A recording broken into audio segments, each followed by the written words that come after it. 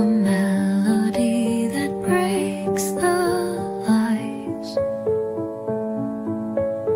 Fingers trace forgotten dreams. Secrets held in mirrored streams. Softly weaving who I am.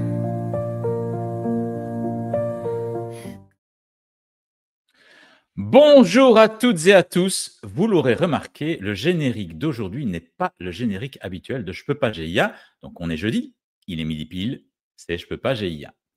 Ce générique aujourd'hui, exceptionnel, c'est le morceau Ivory Echoes produit par Rita Lamotte. On en parle avec elle juste après les Flash News car oui, Rita est mon invitée aujourd'hui pour une édition spéciale cinéma. Flash News en collaboration avec la communauté Ask and Solve de Elodie Hughes. C'est parti. On parcourt ensemble la revue de presse d'Elodie. Abonnez-vous, elle est essentielle.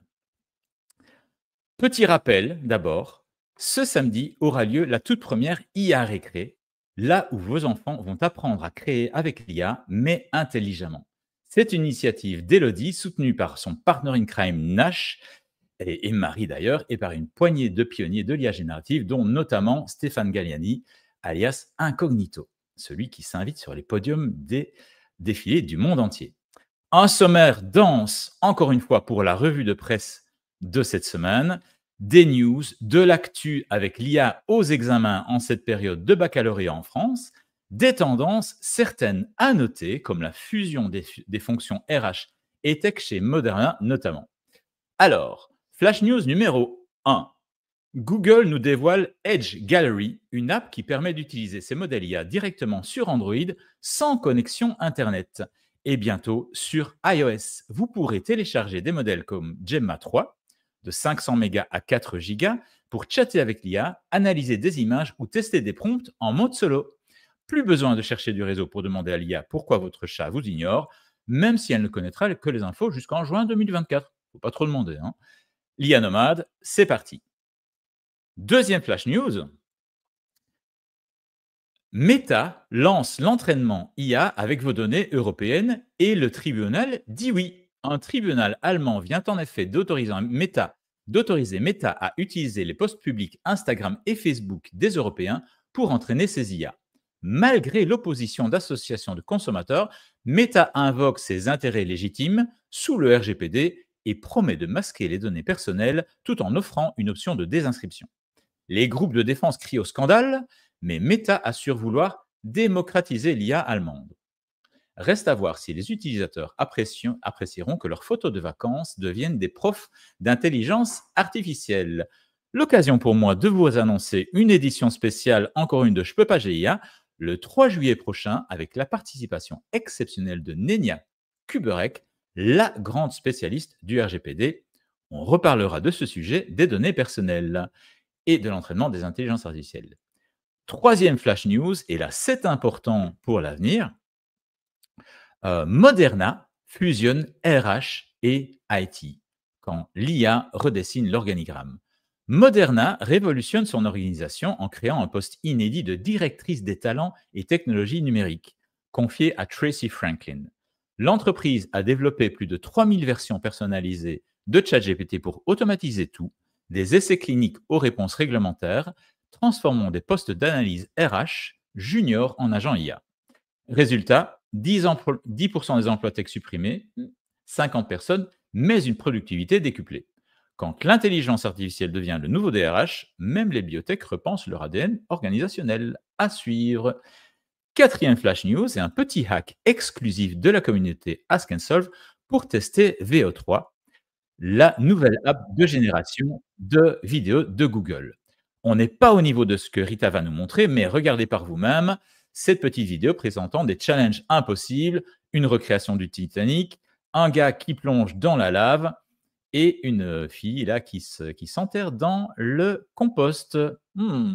Plutôt elle que moi. À propos justement de Rita, je vais tout de suite l'accueillir pour partager notre dernière flash news du jour. Alors, Rita, est-ce que tu es prête? Bonjour Rita, Bonjour, bonjour Emmanuel. Merci de me recevoir ce matin. mais avec grand plaisir. Merci de ta présence, Rita. Bienvenue Plaisir. dans Je peux pas GIA. Comment vas-tu tout d'abord? Je vais très bien. Le soleil est sorti ce matin à Paris, donc c'est un plaisir. Ah parfait, ben, tu nous en auras un petit peu parce qu'à Lyon, hier on a été rincés et aujourd'hui il fait un petit peu gris quand même. Oh, Eh oui. ouh, Mais je te rejoins à Paris la semaine prochaine, on en parle d'ailleurs tout à l'heure. oui. Donc Rita, est-ce que je peux te demander de te présenter brièvement pour certains de nos auditeurs qui ne te connaîtraient pas encore? Oui, bien sûr. Alors, je m'appelle Rita Lamotte. Je suis réalisatrice, scénariste et productrice franco-marocaine. Mon parcours est assez hybride dans le sens où j'ai étudié d'abord la psychologie à Nice, puis la réalisation à UCLA à Los Angeles. J'ai commencé assez jeune dans le milieu, surtout sur des plateaux qui ont été très gros. En fait, mon premier, c'est celui de Ridley Scott dans Gladiator. Et de là, j'ai monté les échelons alterner entre jeux, comédienne. Ensuite, j'ai fait de l'assistanat, premier assistant. Après, j'ai fait de la coordination de production internationale. Et dernièrement, j'ai fondé XAR Productions, il y a déjà 3 ans, une société donc basée au Maroc qui développe des films de genre assez uniques dans le monde MENA et en même temps propose des services exécutifs pour les tournages internationaux. Voilà. OK, donc quand tu parles cinéma, je peux dire que tu sais de quoi tu parles, Rita. 25 ans d'expérience, oui. Oh, quand même. Tu ne les fais pas, ceci dit. Bah, j'ai commencé à 15 ans. Donc, Ah ben voilà. Bon, tu nous avais déjà rejoint, Rita, dans un épisode précédent pour nous présenter ton trailer IA de Keeper of Time, très impressionnant. On va d'ailleurs en remontrer quelques images et tu nous en parleras tout à l'heure. Mais pour bon, l'heure, j'aimerais partager avec toi cette 5e et dernière flash news issue de la revue de presse d'Élodie, qu'on connaît tous les deux. D'ailleurs, oui, c'est la communauté qui nous a mis en contact. Et donc, cette 5e flash news que je vais vous montrer tout de suite. Ben non, je ne veux pas faire ça. Voilà. et d'ailleurs, C'est pas... Pardon? j'insiste pour que les gens vraiment prennent en compte la lettre d'Élodie parce qu'elle est très instructive, très informative et Oui. vraiment toujours, les news sont juste nickel, faciles à comprendre et on ne perd plus énormément de temps à essayer de trouver les bonnes informations. Elle le fait à notre place. Merci Élodie. Absolument. Merci Élodie. Si tu nous écoutes, je sais que tu nous regarderas en replay. Je voudrais aussi préciser que vous avez la newsletter d'Élodie qui est, elle, gratuite, qui sort le dimanche.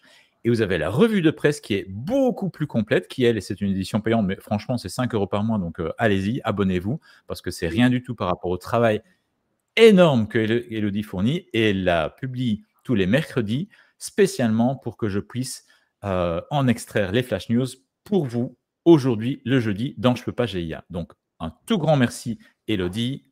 Voilà le petit cœur. Et donc, cette 5e flash news, Oui. c'est 3 Français qui révolutionnent Hollywood. L'IA remplace 50 techniciens. Donc, Pierrick, Ludovic, créateur, et Julien Coquerel ont marqué l'histoire du cinéma récemment en intégrant pour la première fois une production Amazon, House of David, la saison 2, avec seulement 7 artistes IA contre 50 techniciens en VFX, donc en effets spéciaux traditionnels. Leur secret, ce sont des GPT personnalisés et des décors générés en temps réel sur écran LED géant, divisant les coûts par 6, de 100 000 $ à 20 000 $ la scène. Le réalisateur l'avoue, sans l'IA, cette série n'aurait jamais existé. On parle de feux de forêt entières qui s'embrasent et d'autres scènes qui sont absolument impossibles à filmer et qui étaient extrêmement coûteuses à faire en effets spéciaux traditionnels. Et donc, les péplums vont faire leur grand retour grâce au génie français. Rendez-vous pour la série en mars 2026. Alors, Rita, tu es toi productrice. Comment vois-tu cette évolution? Est-ce que le domaine des effets spéciaux est en train de profondément se transformer? Pour moi, c'est une révolution silencieuse, mais puissante. En tant que productrice, je vois l'IA comme un accélérateur de créativité et d'accessibilité surtout. Ouais. Ici, c'est un très bon exemple de réduire les coûts tout en gardant une ambition visuelle suffisamment élevée qui ouvre la porte à des récits qu'on n'aurait jamais pu financer autrement. Et d'ailleurs, c'est ce qui m'est arrivé pour mon court métrage. Ok, mais ça, on va en parler tout de suite parce que là, on va passer en fait au making of. Alors, on va pas faire une démo traditionnelle. On va montrer un petit peu comment tu as travaillé. Mais en préparant l'émission, on a envisagé, je dis, mais ce serait super qu'on fasse une démo en direct. Mais en fait, réalistement, les temps de calcul et les délais en fait de traitement étaient trop longs et donc ça devenait trop incertain. On n'allait pas faire attendre notre audience. C'est pas du tout l'habitude de la maison. Donc, on veut vous montrer vraiment du concret et du rapide. Et donc, on a décidé plutôt de proposer un making-of où tu vas nous expliquer comment tu utilises les outils. Il y aura peut-être un petit peu de démo en live, mais ce sera plutôt vraiment une explication de comment tu fais, comment tu utilises les outils pour réaliser, pour créer, pour générer ce que tu génères. Et donc, voilà. On va d'abord voir un petit peu, tu vas nous expliquer un petit peu le processus de création de Keeper of Time. Donc là, on va très rapidement revenir dessus. Je vais en montrer quelques images ici. Voilà, je ne vais pas mettre le son, mais je vais montrer quelques images. Si vous vous souvenez de ce trailer qui était hyper impressionnant avec des personnages, enfin, c'était vraiment une qualité et un rendu qui sont juste hyper réalistes. Donc, tu l'as réalisé avec plusieurs outils d'IA générative. Il nous avait fort impressionné. Et donc, là, aujourd'hui, tu vas nous expliquer un petit peu, voilà, je vais couper ici la vidéo, tu vas nous expliquer un petit peu, donc tu vas partager ton écran, et tu vas nous expliquer un petit peu comment tu as fait pour réaliser ce magnifique trailer IA. Tu es d'accord? Oui, bien sûr. Alors, je vais partager mon écran, voilà. Mais en fait, ce que je vais partager avec vous, c'est l'introduction de ce que j'ai fait dans le court-métrage qui consiste à avoir une présentation des news avec un présentateur complètement fait avec l'IA qui raconte donc un événement dramatique qui va être l'un des indices qui va poursuivre le court-métrage, Ouais. avec des footage des années 80 d'un événement qui n'a pas existé. Et si je devais l'avoir justement tourné en réel, ça m'aurait coûté une blinde et ça n'aurait jamais rentré dans un budget de court-métrage. Ok, donc en fait, tu vas nous parler maintenant de Bougeloud, c'est bien ça? C'est exactement. Ok, d'accord. Donc voilà, pour repréciser un petit peu. Donc Bougeloud, donc tu as présenté récemment 3 courts-métrages, C'est ça. Echo, Au cœur du silence et Bougeloud. L'un des 3 a d'ailleurs été sélectionné pour le festival de Cannes des films AI, hein, je pense. Exactement. C'était Bougeloud, hein, d'ailleurs. Hein? Bougeloud, Ok, ouais. parfait. Alors, est-ce que tu nous montres d'abord le making-of ou bien est-ce que je montre d'abord l'extrait? Oh, montre l'extrait, comme ça les gens auront du contenu. Ok, ça va. Donc, je vais vous montrer. Donc, voilà. En avant-première? C'est en avant-première qu'on le montre là? L'avant-première a été fait le 18. Donc, mais c'est en avant-première en ligne. Donc, voilà. Avant-première en ligne. Voilà un extrait de Bougeloud. Alors, on fait silence et on regarde l'extrait de Bougeloud.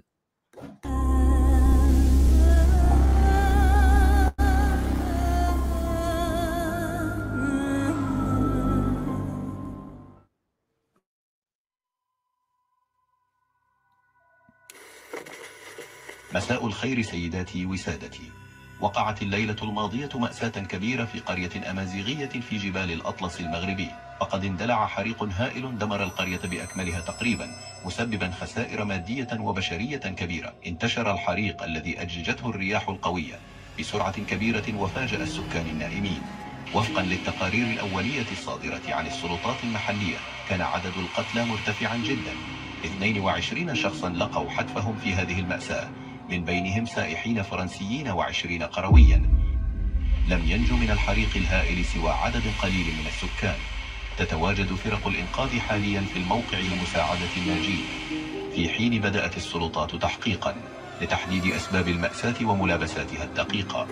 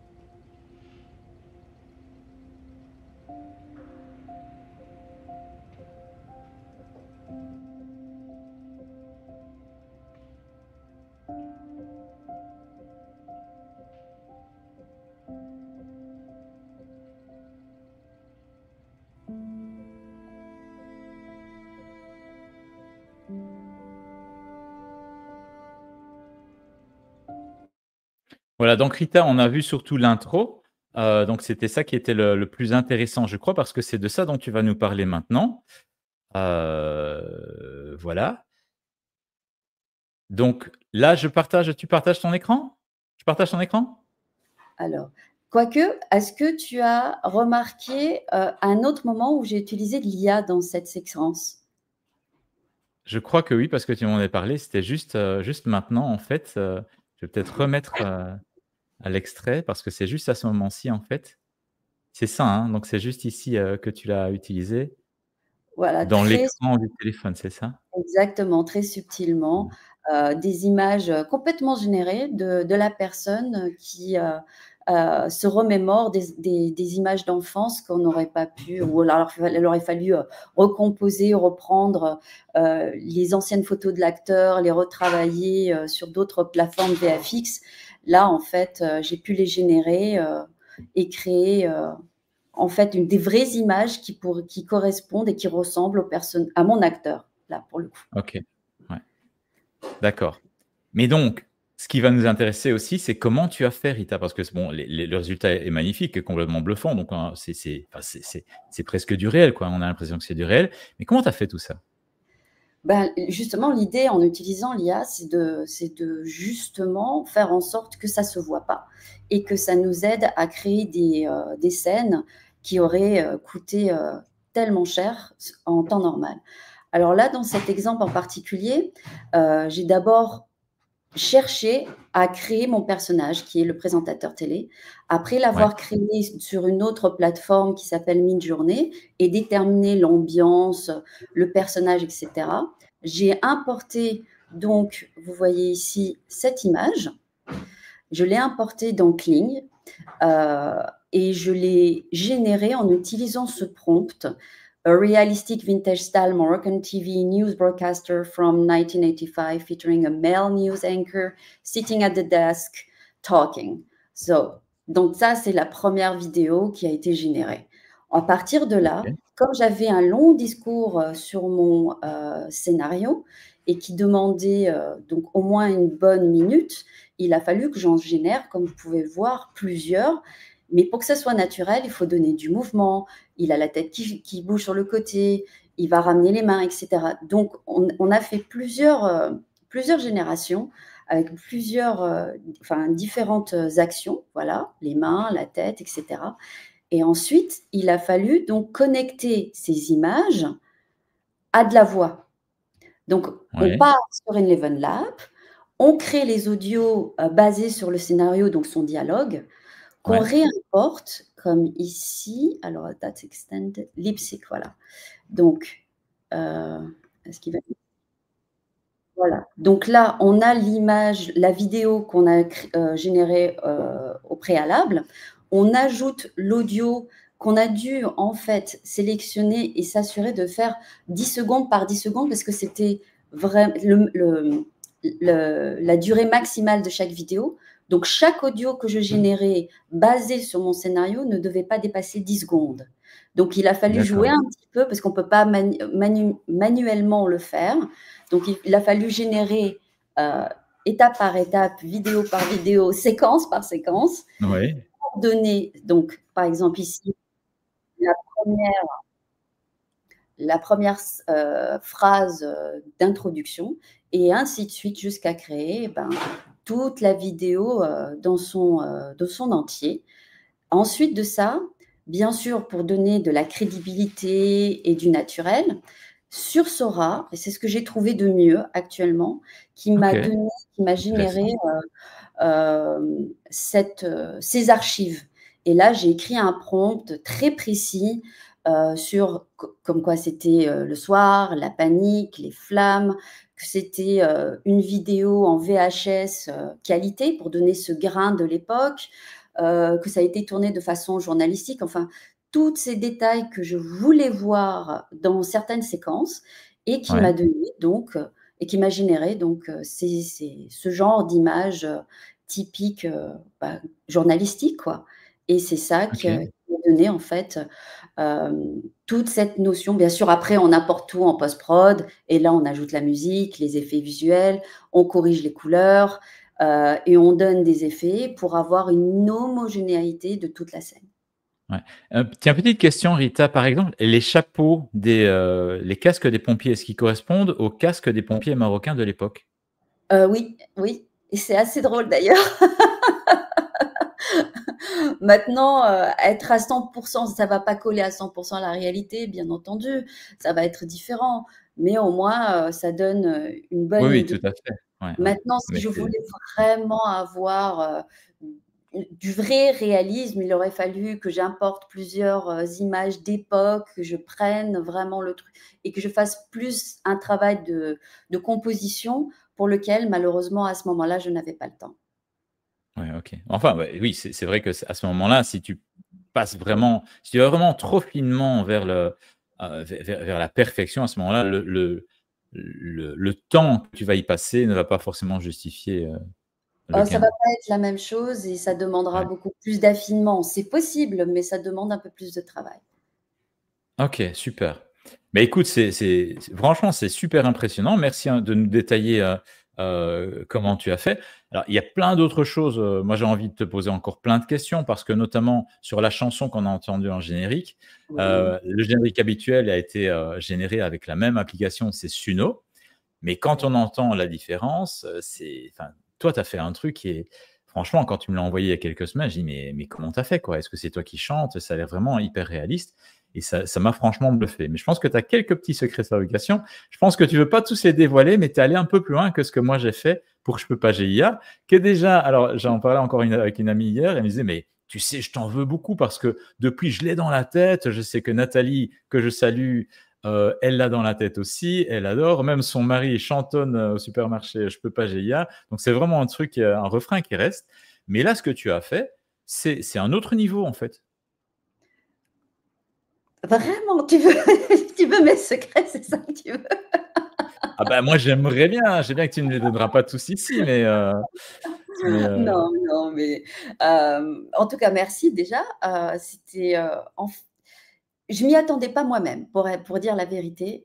C'est juste que ok. j'arrivais pas à trouver une chanson qui corresponde à mon court-métrage et celui-là, il me Mhm. tenait particulièrement à cœur parce qu'il a une Ouais. histoire très, très forte et je voulais une chanson, un main theme qu'on appelle, qui Ouais. représenterait en fait l'histoire et donc j'ai écrit les lyrics qui correspondent donc au film lui-même, ce que raconte le Ouais. film, et à force en fait, de peaufiner le prompt et donner des références pour la voix, pour le style de musique, en fait, c'est comme on dit en anglais, layers by layers. Donc, on commence Couche par après. un morceau, voilà, couche par couche. On commence par morceau et on commence et on ajoute petit à petit jusqu'à arriver ce produit final.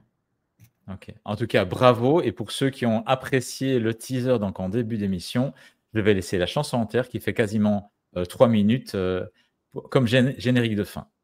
Alors, on va passer tout de suite à la rubrique suivante. C'est la question de la semaine. Hein. Alors, Rita, la question de la semaine, c'est la question que j'ai posée, le sondage que j'ai posé en début de semaine. Je l'ai fait mardi cette semaine. Ouais. Voilà, la question de la semaine, c'était la suivante. L'IA va-t-elle tuer le cinéma? Il y avait Alors, 3 réponses possibles. Oui, c'est déjà mort. Non, jamais de la vie. Alors là, ça s'équilibre plus ou moins. Ça va le transformer, et ça, c'est une vaste majorité qui a répondu à cette question. Et puis certains disent, on verra bien.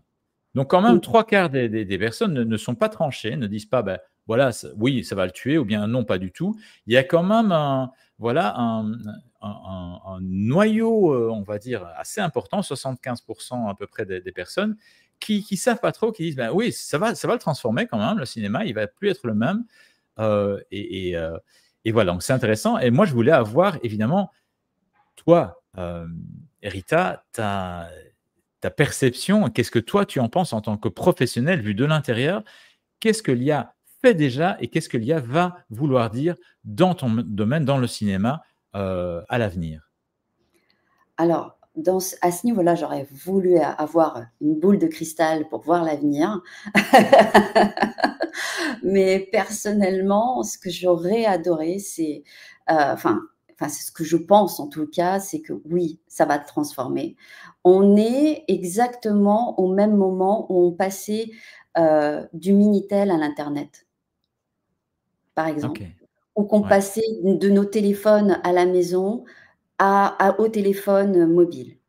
Pour moi, c'est la meilleure analogie. Alors, il y a des choses qui sont bonnes, il y a des choses qui sont moins bonnes. Il y a toutes les façons, tout changement créera, une vague, de destruction derrière elle. Tout comme elle va ramener avec elle, des facilités, de la des choses création. positives et cetera. Donc, voilà, c'est Mais c'est on vrai est qu'aujourd'hui, mitigés, mais, moi je peux pas nier que c'est un bond en avant, que le cinéma, la manière dont on voit les films aujourd'hui ne sera plus la même aujourd'hui et d'ici 10 ans, ça c'est clair. ouais. Maintenant de quelle manière, comment, pourquoi? L'avenir nous le dira. OK, super. En tout cas, l'analogie est très belle. Moi, je l'ai pas vécu parce que j'étais en Belgique, donc j'ai pas connu le Minitel. Mais c'est vrai qu'aujourd'hui, ben, tu demandes à tous les Français: «Est-ce que vous voulez retourner au temps du Minitel?» Je pense pas, non. Ah non, on Mais est tellement habitué à notre internet, à nos internets aujourd'hui, effectivement. Alors oui, Rita, on va accélérer parce qu'il est oui, déjà, ouh là là, il est ça passe. déjà, 28. Ça passe super vite quand c'est passionnant. Mais Rita, je voulais quand même, heu, voilà, tu m'as inspiré en fait, introduire une nouvelle rubrique. Tu m'as inspiré toi, la création de cette nouvelle rubrique, le clap de l'IA. Donc c'est l'IA vu côté cinéma ou le cinéma vu côté IA. Donc je voudrais revenir très rapidement sur la manière dont le cinéma, notamment la science-fiction, a influencé notre perception des IA, et ce depuis plus de 40 ans. Si on revient sur 2001, l'Odyssée de l'espace avec HAL, sur Terminator avec une IA implacable et sans pitié, sur Matrix avec une IA qui contrôle un monde post-apocalyptique, sur Her et une idylle entre un homme et une IA avec la voix de Scarlett Johansson, on est sur des scénarios ou des scénarii qui montrent une IA dominante. Et par contre, dans Mission Impossible de Final Reckoning, donc le dernier de la franchise, c'est l'homme, bon, c'est pas n'importe lequel, hein, c'est Ethan quand même, qui au final reprend la main et domine cette IA, l'entité. Est-ce qu'on est en train de voir dans le cinéma une inversion du rapport de force entre l'IA et l'humain, et est-elle représentative en fait d'un changement d'état d'esprit? Qu'est-ce que tu en penses, toi, Rita? Changement d'état d'esprit, définitivement. C'est comme quand on avait tous ces films qui parlaient de la fin du monde avec la grosse météorite qui allait, toucher la Terre. Bon, bah, ça existait, on a frôlé la mort, il y a quelques années. Tout le monde est au courant aujourd'hui.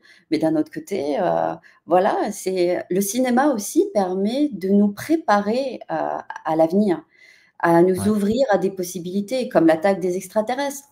Qui sait? Peut-être ouais. qu'en effet, ils sont autour de nous, allez savoir. Mais pendant ce temps-là, J'espère que ce sera aussi drôle que dans Mars Attack alors, hein. je l'espère aussi. Ou alors qu'ils deviendront nos meilleurs amis comme dans Avatar, j'en sais rien. Ah oui, oui, bien sûr. Ouais. Mais oui, non, c'est clair que des films comme ça nous ouvre l'esprit, ça nous fait réfléchir, ça nous permet d'être plus, aussi prudents, poser les bonnes questions. Donc et pour moi, c'est ça la force du cinéma. C'est vrai. Et en conclusion, en fait, je vais lire le commentaire de Marie-Aude que je trouve particulièrement inspirant.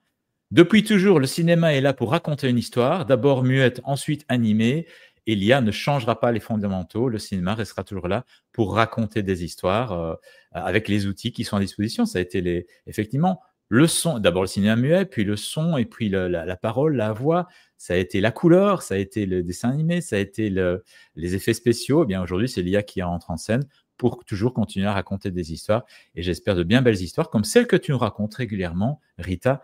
Merci pour ça. C'était bien pertinent, en tout cas. Bien dit, Marie. Oui. Ouais. Merci à toi, Marie-Aude. Alors, on va terminer maintenant avec la toute dernière rubrique. La toute dernière rubrique, c'est la météo de l'IA. La météo des IA, c'est en général un chiffre. Là, ce sera une période du 11 au 14. Ce sont les dates de Vivatech Paris.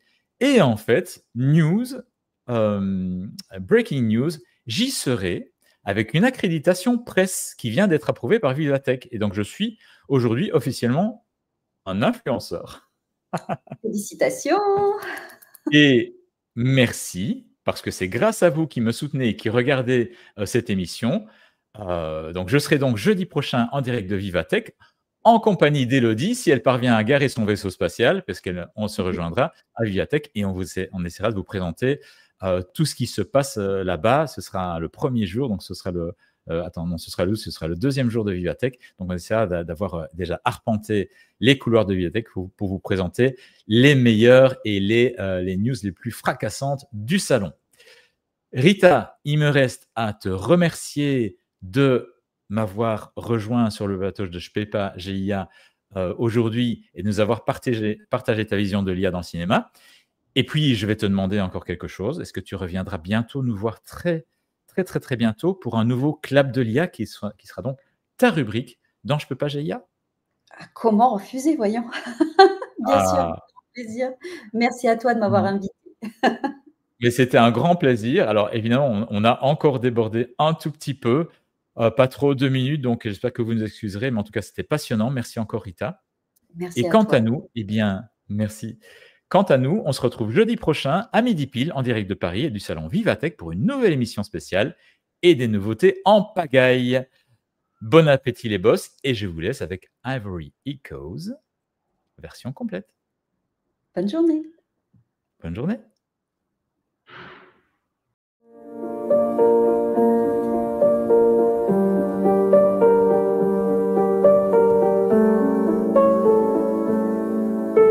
The keys call out to skies so wide, a fragile truth that shadows hide.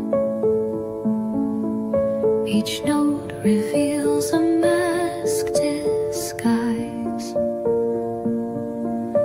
a melody that breaks the lies. Fingers trace forgotten dreams, secrets held in mirrored streams, softly weaving who I am.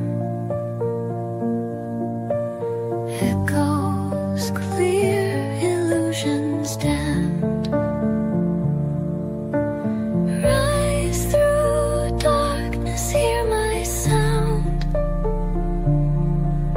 a whispered truth that's finally found. Through reflections, life will sway, guiding me to find my way.